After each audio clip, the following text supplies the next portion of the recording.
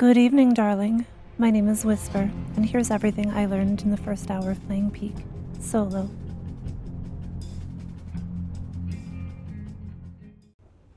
In the first moments of the game, I find myself holding a passport with my stubby little hands as the elevator I'm on opens to reveal an airport. Almost instantly, I get distracted by this climbing wall off to the right.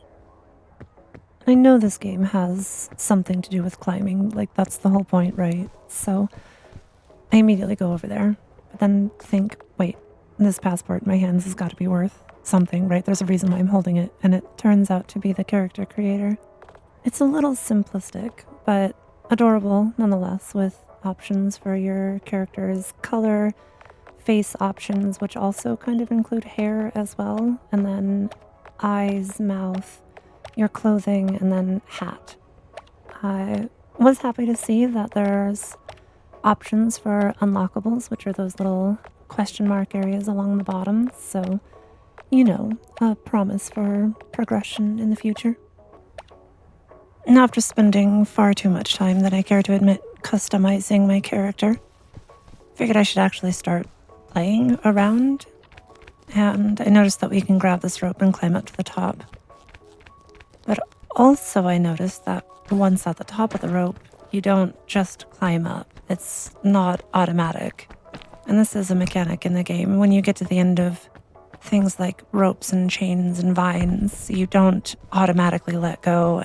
You have to jump and grab onto whatever surface is in front of you. The wall climbing, however, is incredibly intuitive.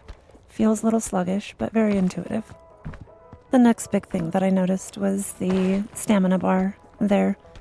And this will be your main user interface for pretty much everything that is affecting your character.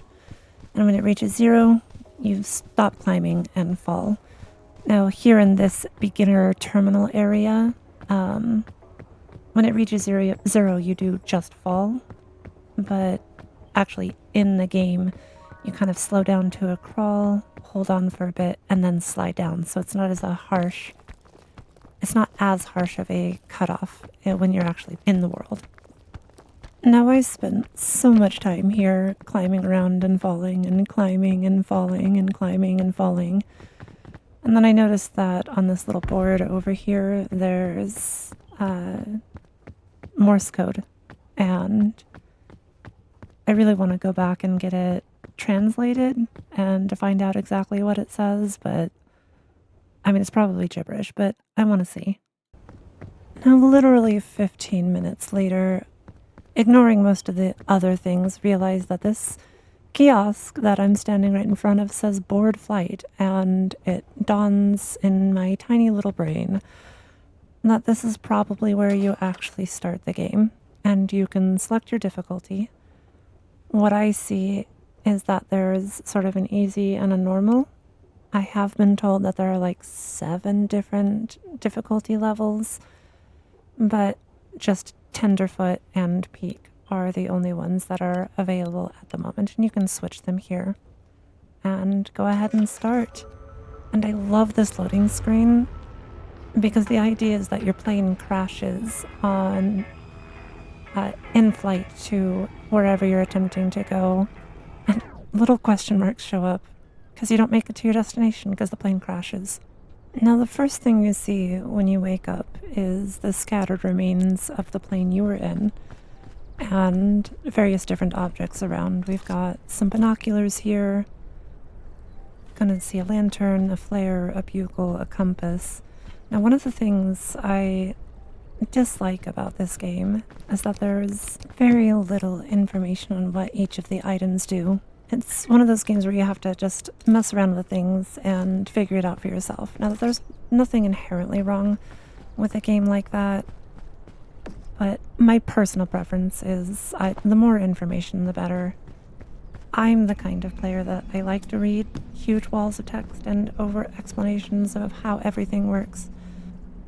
And because of that, for the next several minutes, I stand here on the beach, wasting time, trying to figure out how this backpack works. Because as you're holding it, you think you'd be able to open it and just put things inside of it, but it took me so long to figure out that you have to drop the backpack on the ground and then interact with it and slide items that you're holding into the backpack, and only the items that you're actively holding in your hand, not the ones in your hotbar there. That being said, however, the game does have a form of diegetic tutorialization with this frisbee that is just lying on the ground. You see it, it's a frisbee, you want to throw it.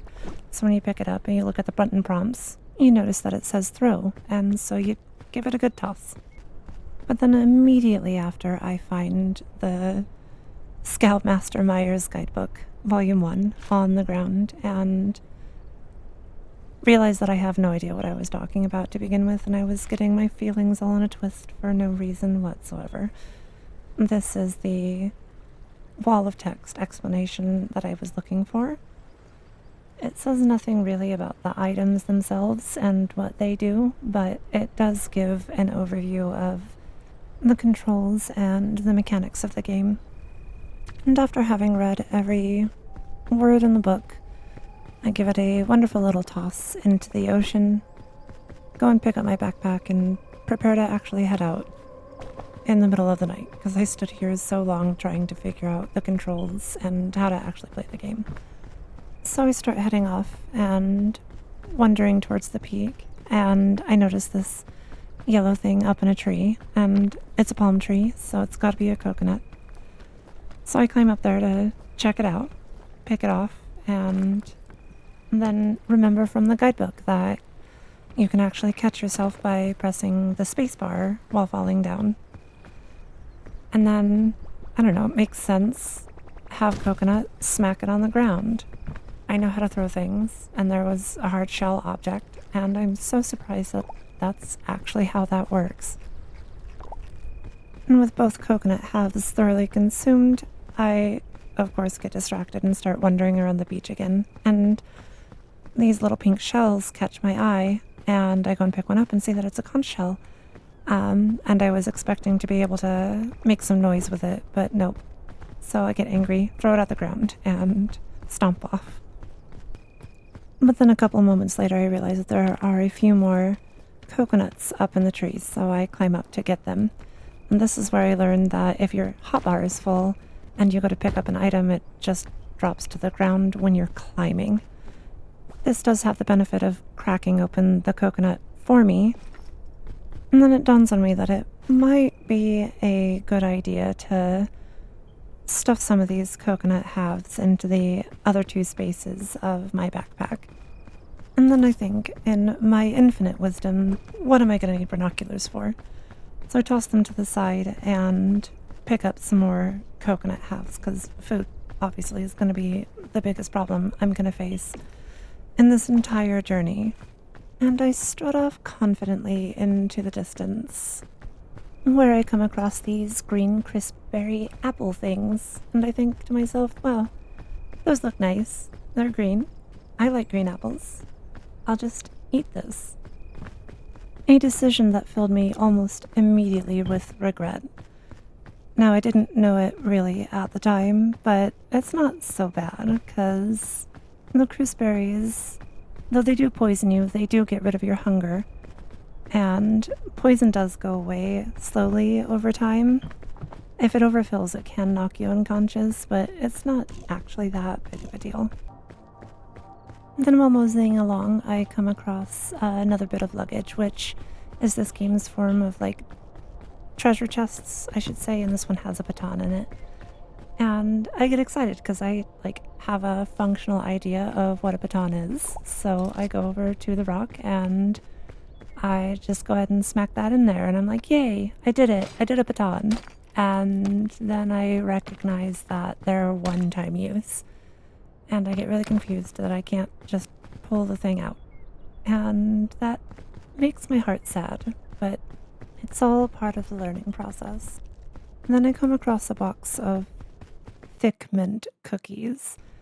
And, it's a fantastic idea. I want thick mints. That sounds wonderful. But something I didn't immediately notice here is if you look down right next to the hotbar, there's this little red bar right above where the cookies are, and that indicates that that item is multiple use rather than single use. And then this scary little bing bong noise happens, and it tells me the fog rises. Ooh, scary. And I could tell by the way the letters wiggled it was not a good thing. And obviously the audio cue, but I had no idea what that meant. There wasn't anything about it in the guidebook. At least not that I remember. I had no idea what that means. My assumption was that it was going to be like the storm from Fortnite, and it turned out to be right. There is the lower difficulty setting where I assume that doesn't happen because it says no time limit, and the fog is going to be your time limit. So if you're playing on anything higher than the lowest difficulty setting, you gotta be a bit faster at it. Now right here is an example of what I was talking about back in the terminal, about when you're climbing and your stamina goes down, you actually slow down climbing, come to an almost complete stop, and then fall off. And you also get this little indication to lunge. Lunging does consume quite a bit of stamina, so I don't suggest doing it regularly, but you do kind of get it for free at the end of your stamina bar. Climbing up here, I come across these yellow crisp berries, and I was very suspicious of them because of the green ones. But I decided to go ahead and eat one anyway, see what happens. And it took me a second to realize that this little energy bar at the bottom left popped up, and I just kind of assumed that that was extra energy. This little thing turned out to be incredibly rude. You touch it, you slip, and you fall. And when I got up, I heavily considered options for how to seek revenge, but decided it wasn't worth it. Found more green jerkberries. Then I came across these red ones, which turned out to be lovely, but not as good as the yellow ones. Up on this precipice, I found a big luggage box that had a tiny little frog and a claw cat on it, and it contained this portable stove, which I was very curious about. So I took it out to see what it did, and then I set it down, and it immediately lit up. And my first thought was maybe I could cook these little jerks and make it to where they wouldn't poison me. So a moment later, nice and cooked, eat it, and I kind of got happy for a second because I thought that it was going to be fine, but nope, they're still jerks, even when cooked. Then I spent some time being very confused about the fact that a portable stove, once put down, is no longer portable. And obviously the correct response when faced with such a revelation is to cook some thick mints about it. Now, here's where I learned that the extra energy bar there is not a permanent upgrade. I mean, it makes sense that it's not, but I gotta admit I was mildly disappointed. After doing a shimmy past the spiky death blossom, I noticed these little guys, cluster shrooms. My first thought was that they were going to be poisonous because there are a lot of real-life shrooms that are, but they turned out to be okay. Upon looking back at this, I've noticed that I have a couple slots open and I should have grabbed the other ones to bring with me. Oh well, but that doesn't really matter because here I am. I finally made it. I am at the peak. Or so I thought.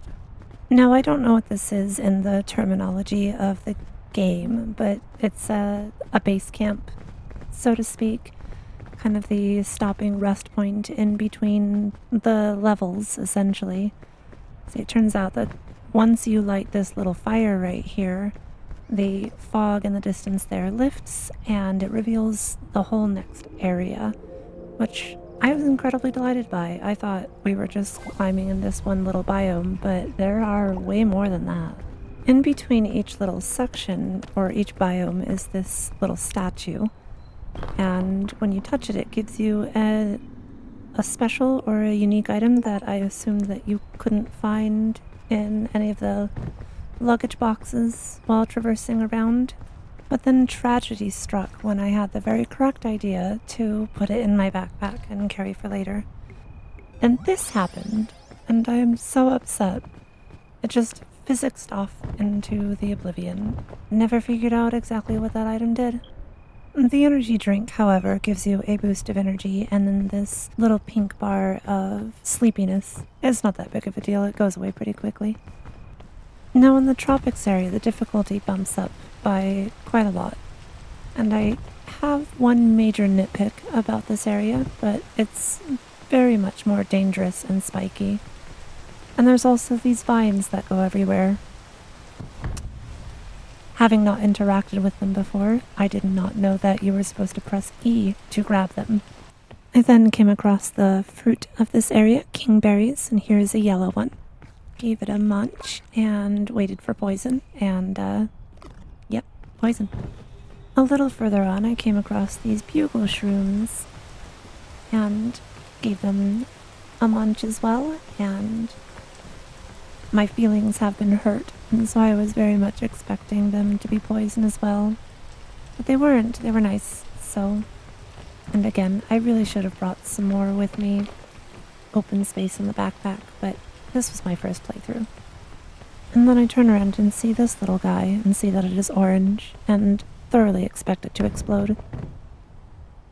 I was right. The next interesting thing I found was these plants with purple leaves, and I thought to myself, those have got to be poisonous. I was right. After filling up on a couple more red crisp berries, I found this little thing. It's a magic bean, and my brain made the connection to Jack and the magic beanstalk immediately. So I kind of looked around for a moment, and then I decided to give it a throw at the ground, because maybe that would activate it. I was a little confused, but I found out that, no, you just need to put it on the ground and let it sit there for a second, and then it'll start to grow. And this thing gets quite large, it goes up quite a ways. Very useful in certain situations, though, because I didn't know what it did, I just kind of wasted it. And then I found this little guy. It's called a remedy shroom. And judging by the name, I assume it cures poison. But I'd forgotten that my pockets were full, and I really should put things in my backpack. So it just dropped and didn't explode. And again, I didn't get to test it out because there's no tutorial or explanation. Later on, I found the sister of the exploding guys, and I knew what it was going to do, given its beautiful purple markings, but I had to, for science. I was vaguely excited to see what this big luggage had in store for me. When I finally get down to it, I find that it has a sports drink, and then I remember I have the other ones, so I tried this one to see exactly what it did. And it just gives you a nice little boost of energy.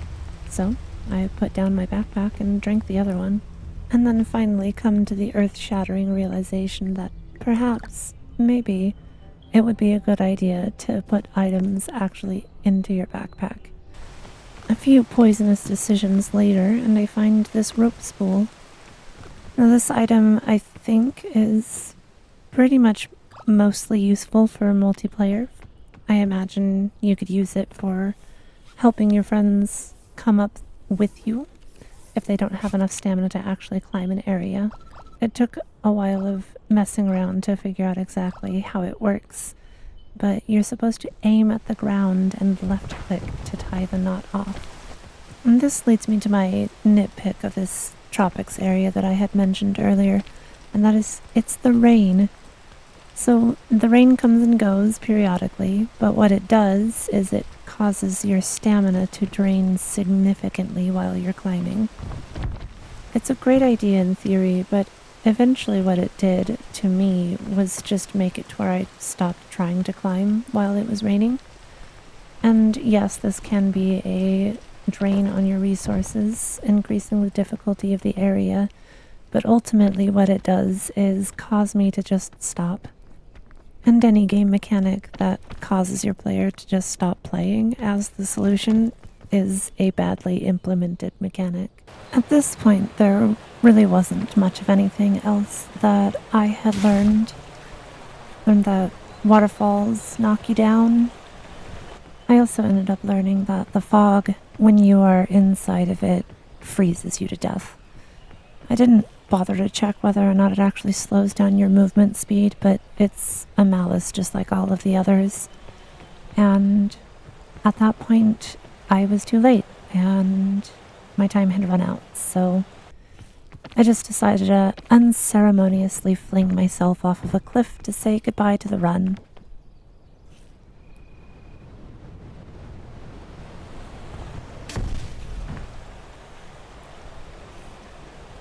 So, firstly, let's get the obvious out of the way.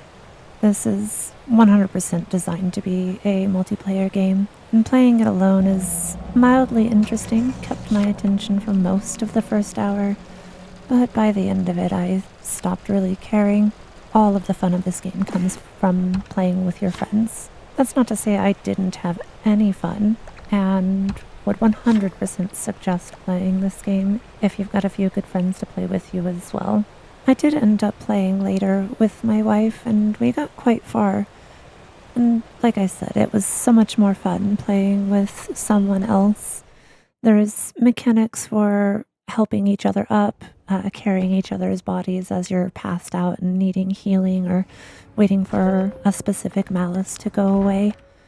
The unlockables are purely cosmetic, which, give or take, could be bad, could be good, depending on your perspective. Um, all in all, fantastic game, and I definitely suggest buying it.